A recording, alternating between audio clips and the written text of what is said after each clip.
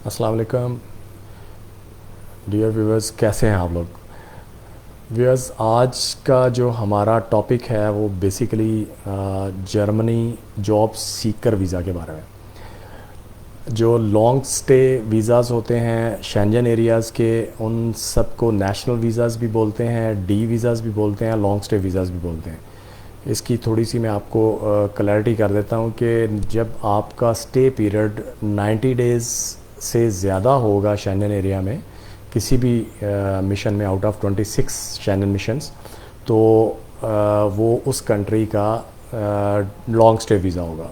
D visa भी उसे बोलते हैं और नेशनल वीज़ा भी बोलते हैं। तो व्यूज़, बेसिकली जो जर्मनी का जॉब सीकर वीज़ा है ये भी एक, इसको जर्मन नेशनल वीज़ा भी बोलते हैं और लॉन्ग स्टे वीज़ा भी बोलते हैं, और डी वीज़ा भी है।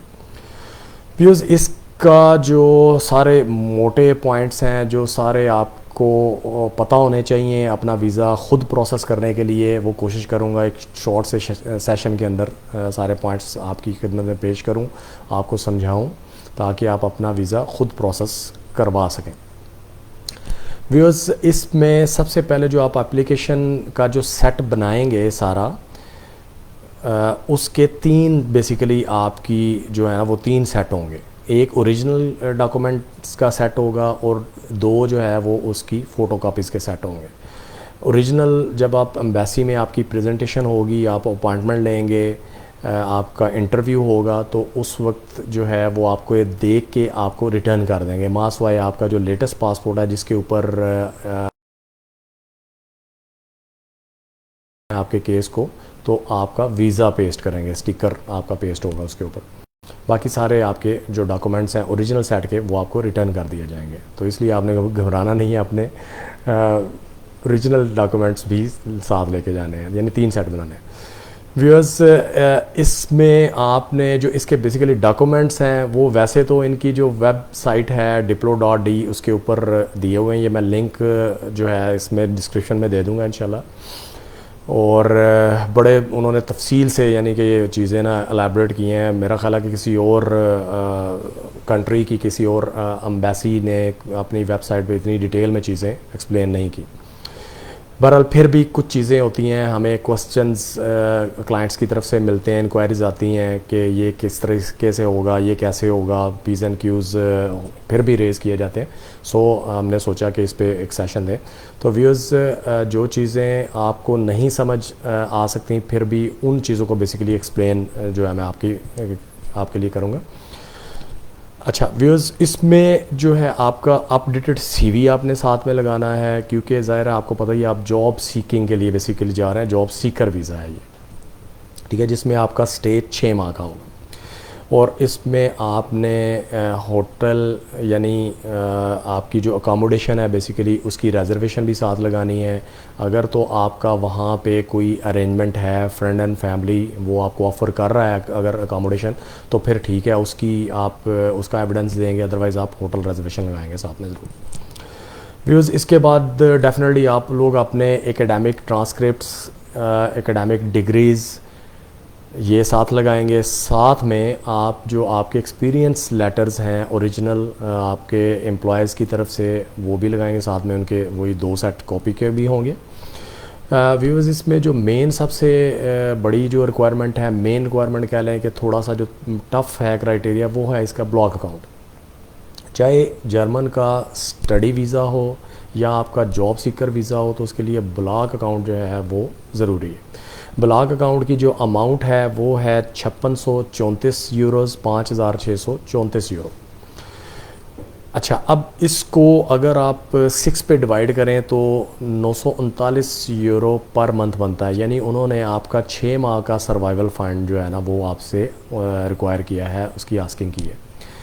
6 माह में आप ये जो है ना कंज्यूम कर लेते हैं। 6 माह का वीज़ा है, इसलिए उन्होंने मतलब if you have sufficient funds to survive 6 months in German, so they required 5634 euros.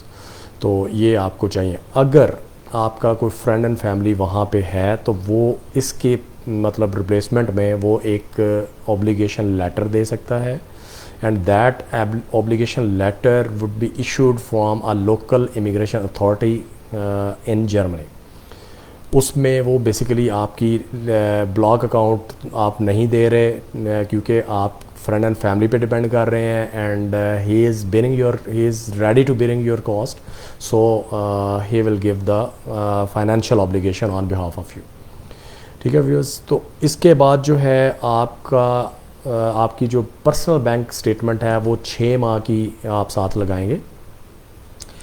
उसमें इतने फ़ंड्स होने चाहिए कि आप ये शो कर सकें कि मैं अब जो जाऊंगा जर्मनी फ़्लाइट के ज़रिए और वापस आऊंगा, उसके पैरेलल आपने मतलब उसकी इक्वलेंस जो जितनी अमाउंट बनती है आपकी रिटर्न एयर टिकट की, उससे कुछ ज़्यादा अमाउंट आपके अब बैंक अकाउंट में मौजूद होनी चाहिए, या फिर आप एक कंफर्म रिटर्न एयर टिकट लगाएंगे साथ में।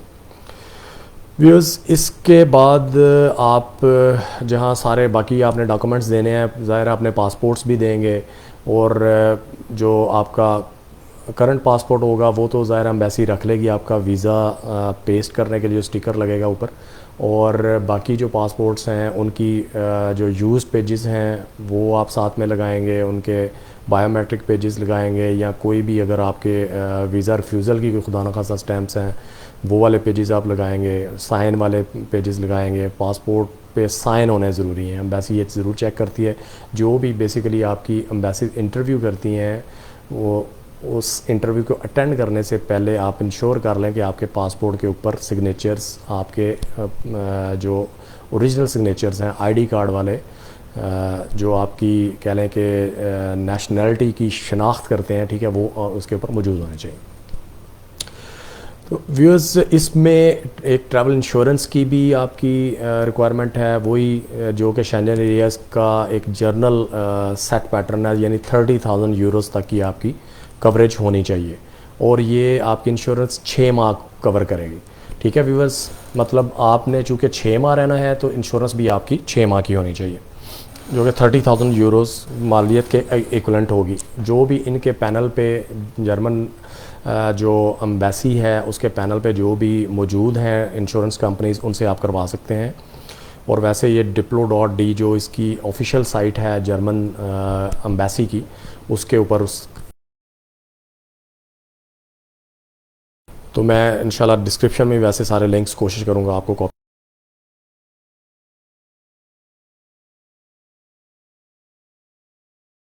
आप साथ में दें, और आप बताएं कि ये जो है ना इस तरीके हर किसी का राइट है वीज़ा अप्लाई करना, और अक्सर लोगों के जो प्रोफाइल है उसको इंटरप्रेटेबल फॉर्म में नहीं प्रेजेंट कर पाते, तो हो जाता है, ये कोई बड़ी बात नहीं है। इसको छुपाना जो है वो अलबत्ता एक ऑफेंस हो सकता है, आपकी इमिग्रेशन प्रॉब्लम हो सकती है उसके रिज़ल्ट के तौर पे। व्यूअर्स, अगर आपने सिंपल मतलब क्वालिफ़िकेशन आपकी जो है बीए, बीएससी है, बीकॉम है, या एमए, एमएससी, एमकॉम है, बीसीएस है, इस तरह की जो क्वालिफ़िकेशन है, तो व्यूअर्स आपने जब वीज़ा अप्लाई करने से पहले एक कंपैरेटिबिलिटी स्टेटमेंट है वो आपकी सबमिट करनी ज़रूरी है, जिसका मतलब ये होगा कि आपकी जो डिग्री है उसका जो कह लें कि स्टैंडर्ड है, उसकी इक्वलेंस जर्मन जो यूनिवर्सिटीज़ की डिग्रीज़ हैं उसके किस लेवल के मुताबिक डिग्री बनती है या मास्टर बनती है। ठीक है, तो वो कंपैरेटिबिलिटी स्टेटमेंट साथ में देनी ज़रूरी है, उसका भी लिंक मौजूद है आपकी जो है इनकी जर्मन एम्बेसी की वेबसाइट पे, वो भी मैं कोशिश करूँगा आपको कॉपी कर दूँ। व्यूअर्स, अगर आप वोकेशनल ट्रेनिंग जो है उसकी क्वालिफ़िकेशन है आपकी और आप जा रहे हैं जर्मनी, तो आपको जो गोएथे इंस्टीट्यूट है इनका रिकॉग्नाइज्ड इंस्टीट्यूट जर्मन एम्बेसी का, जिसकी एक ब्रांच जो है वो जेल रोड लाहौर में भी मौजूद है पाकिस्तान में, तो वहाँ से B1 लेवल जो जर्मन लैंग्वेज का है वो आपको लेना ज़रूरी है।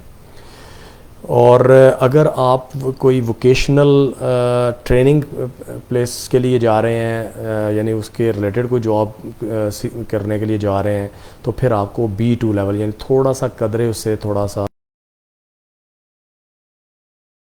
होना चाहिए, और आपकी जो एज है वो भी 25 साल से ज़्यादा ना हो अगर आप कोई वोकेशनल ट्रेनिंग प्लेस के लिए जर्मनी में जा रहे हैं। यानी आपका जो जॉब सीकर वीज़ा है उसका मकसद ये है बेसिकली। तो व्यूअर्स इसके बाद आप जो है इसकी जो एम्बेसी फ़ीस है वो 75 यूरोज़ है, ठीक है, कोई ज़्यादा फ़ीस नहीं है। 6 माह का आपको वीज़ा ग्रांट किया जाएगा और बाकी आपके पासपोर्ट रिटर्न के जो चार्जेस हैं व्यूअर्स वो सिर्फ पाकिस्तानी 500 रुपये हैं। इसके अलावा एक छोटी सी और फ़ीस है जो कि आप जब एम्बेसी जाते हैं तो आपको देनी पड़ती है। तो व्यूअर्स ये था बेसिकली आपका जो है वो सारा सेशन जॉब सीकर वीज़ा के हवाले से। व्यूअर्स